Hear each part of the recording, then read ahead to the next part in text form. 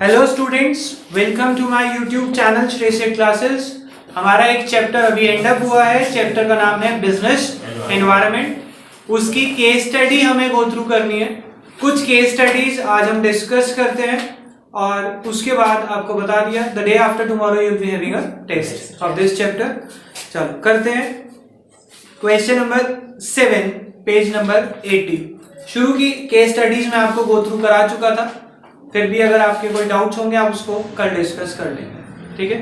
Question number 7, with the changes in consumption habit of people, Nilesh who was running a sweets shop shifted to the chocolate business. कह रहे हैं क्योंकि लोगों की habits बदल रही हैं, नीलेश जिसका एक स्वीट शॉप्स थी उसने चॉकलेट बिजनेस पे अपना बिजनेस को शिफ्ट कर लिया है।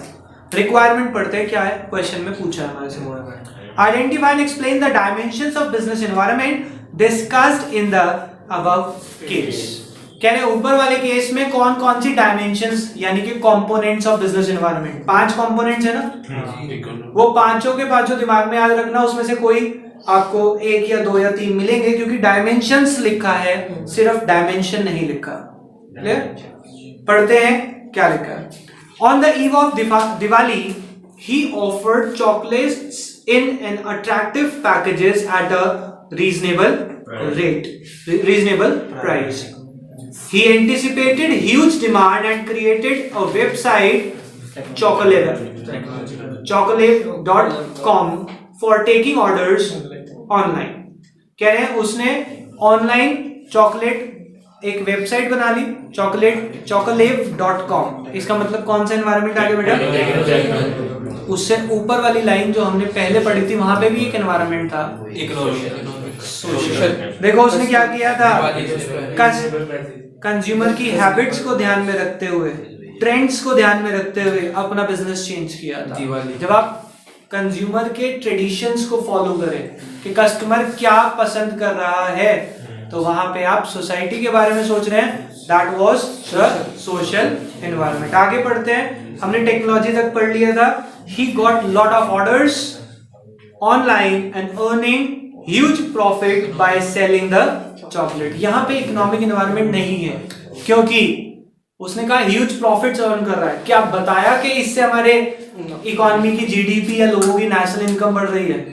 ऐसा कुछ नहीं बताया, तो इसलिए यहाँ पे इकोनॉमिक एनवायरनमेंट नहीं है। ऐसा नहीं होगा कि जहां पे आपको दिखा प्रॉफिट वर्ड आ गया मतलब इकोनॉमिक हो गया, ऐसा नहीं है। वहां पे आपको पढ़ाया था GDP, national income, per capita income या फिर मॉनेटरी पॉलिसी, फिस्कल पॉलिसी, ये सब वर्ड्स यूज होंगे, तब आपका वो आएगा इकोनॉमिक एनवायरनमेंट। क्लियर? नेक्स्ट एक बार क्वेश्चन नंबर 8 भी गो थ्रू करते हैं। क्या लिखा है क्वेश्चन? बहुत सिंपल सा क्वेश्चन है। A recent rate cut in interest on loan announced by the bank encouraged a science student of Progressive School to take a loan from State Bank of India to experiment and develop a car to be powered by fuel produced from garbage। कह रहे हैं एक student है जो science का student है, अभी जैसे कि बैंक ने क्या करा, अपना इंटरेस्ट रेट कम करा, तो उसने क्या सोचा कि मैं बैंक से लोन लेके एक ऐसी कार बनाऊं जो सोसाइटी के गार्बेज को क्या कर सके, उस गार्बेज से फ्यूल बना सके और उस फ्यूल से वो कार चले। पहले तो आपको ये पता ही कैसे लगा कि मुझे ढूंढना क्या क्वेश्चन, मैंने लास्ट लाइन पढ़ी क्या? इसका मतलब आंसर देख रहे हो? देखो पहले नीचे क्या लिखा है, identify and explain the dimensions of business environment. Business environment के डायमेंशंस बताने हैं। ठीक है, अभी चैप्टर 1 पढ़ा रहा हूं, पेपर में ये नहीं बताओ कौन से चैप्टर का क्वेश्चन है। तो डायमेंशंस ऑफ बिजनेस एनवायरनमेंट मतलब components of business environment which are 5 components. अब उसके बेस पे हमें बताना है कि वो क्या कर रहा है। उसने क्या सोचा कि गार्बेज से फ्यूल बनाए जिससे कि कार चले। तो बेटा पहली बात तो टेक्नोलॉजिकल तो आई गया, टेक्नोलॉजी बनाना चाह रहा है ना वो।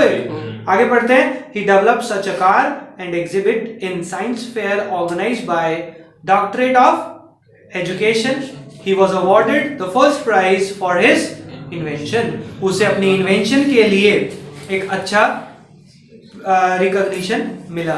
बताओ यहाँ पे एक टेक्नोलॉजिकल है और दूसरा कौन सा है यहाँ पे बताओ? इकोनॉमिक। क्यों? रेट ऑफ, सुनो, सोशल आ सकता है अगर आप कहें, लेकिन यहाँ पे उसके लिए कोई डायरेक्ट हिंट नहीं है।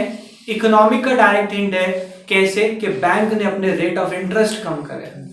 वहां पे उसने नहीं कहा, उसे नहीं मिल रहा सस्ता लोन, पूरी इकोनॉमी में इंटरेस्ट। देखो क्या लिखा है पहली लाइन में, recent cut in the interest on loan announced by banks. Bank ने अनाउंस करे, इट मींस इकोनॉमी में रेट ऑफ इंटरेस्ट कम हो रहा है।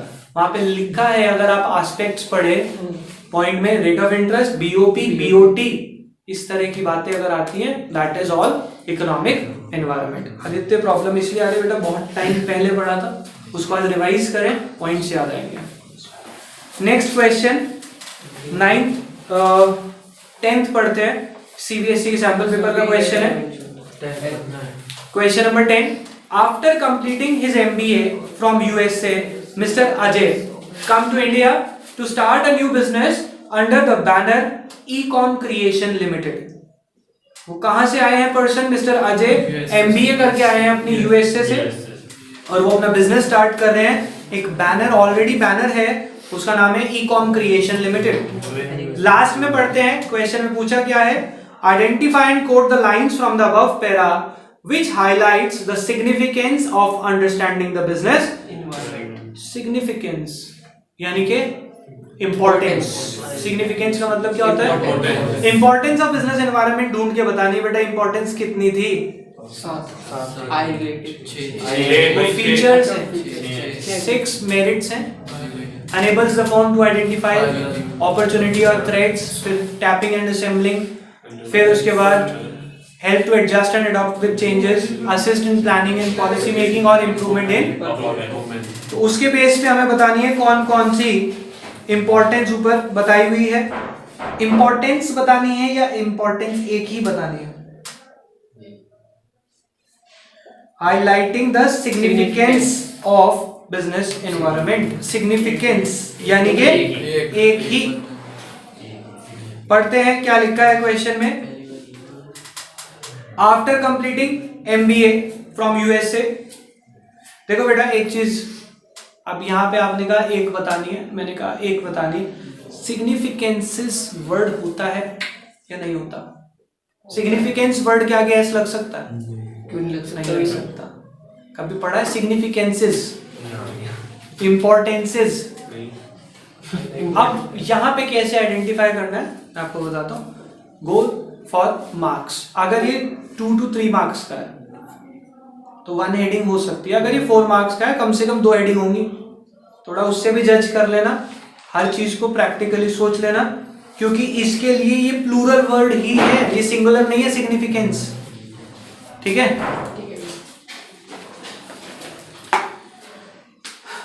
अजय ने अपनी एमबीए कंप्लीट करी है यूएसए से और वो इंडिया में आया है और अपना काम शुरू कर रहा है एक बैनर के under, that is Ecom Creation limited. He launch a new product in e-learning for senior secondary school student in the commerce stream, which already has had a established market in USA, UK and the USA but not in India। कह रहे वो एक क्या करना चाहता है कि एक ऐसा काम, ऐसी एप्लीकेशन लॉन्च करना चाहता है, ई लर्निंग ऐप, जो ऑलरेडी सक्सेसफुल है यूके और यूएसए में, पर इंडिया में वो है नहीं। तो वो इंडिया में बस ओवर एडवांटेज लेना चाहता, अपॉर्चुनिटी दिखी कि इंडिया में नहीं है, हम करेंगे इस काम को। साथ ही साथ ही क्या लिखा है, his business started to flourish in India. उसका बिजनेस यानी कि बढ़ना शुरू हो गया। As a result more Indian companies entered into the market with other subjects also. इसे दूसरी कंपनीज को क्या दिखी, वार्निंग दिखी, और उन्होंने उन वार्निंग को ध्यान में रखते हुए वो भी एकदम मार्केट में एंटर हुए और काम करना शुरू कर दिया। ठीक है, तो आपको पहली दोनों हेडिंग है। नेक्स्ट समझ आ गई? अच्छा जी भैया, आगे हम कर लेंगे।